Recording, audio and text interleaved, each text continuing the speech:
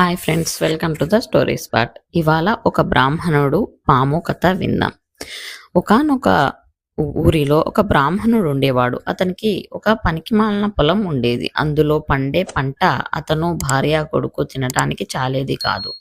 అతను ఒక రోజు తన చేనుకు కాపలా కాస్తూ ఒక చెట్టు నీడన చిన్న కునుకు తీశాడు. అతను మళ్ళీ కళ్ళు చూసేసరికి పొలంలో ఉన్న పుట్టలో నుంచి ఒక భయంకరమైన నాగుపాము బయటికి వస్తూ ఉండడం కనబడింది. ఓహో, ఇది నా పొలానికి అధిష్టాన దేవత అయి ఉండాలి. దీనిని ఆరాధించకపోవటం చేతనే నాకు దరిద్రం వెంటాడుతున్నది అనుకొని ఆ బ్రాహ్మణుడు పిడతలో పాలు తీసుకొని వచ్చి ఆ పాలను పుట్ట కన్నం వద్ద ఉంచి, నాగరాజా, నా దారిద్ర్య బాధను తీర్చు అని ప్రార్థించాడు. పాము ఆ పాలను తృప్తిగా తాగింది. మర్నాడు ఆ బ్రాహ్మణుడికి అక్కడికి వెళ్ళి పిడతలో బంగారు నాణెం ఉండడం చూసి తాను పోసిన పాలకు అది ప్రతిఫలం కాబోలు అనుకున్నాడు.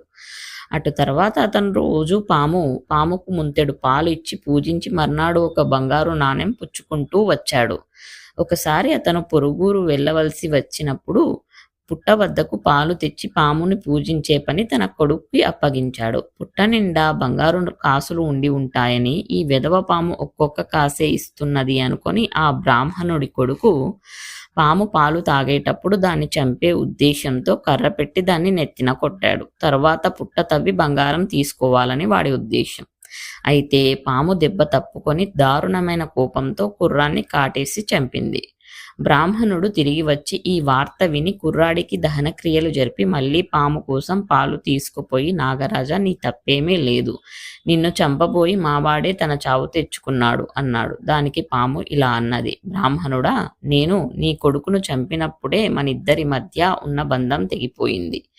ఈ జన్మలో మళ్ళీ నువ్వు నన్ను ప్రేమించలేవు. నీ కొడుకు శవం మన ఇద్దరి మధ్య శాశ్వతమైన అడ్డంకి. అందుచేత నువ్వు నీ దారిన వెళ్ళిపో, నేను కూడా ఈ పుట్ట విడిచి వెళ్ళిపోతున్నాను అని వారి మధ్య స్నేహం అక్కడితో అంతం అయిపోయింది. ఇంకో కథతో మళ్ళీ కలుద్దాం. Thank you.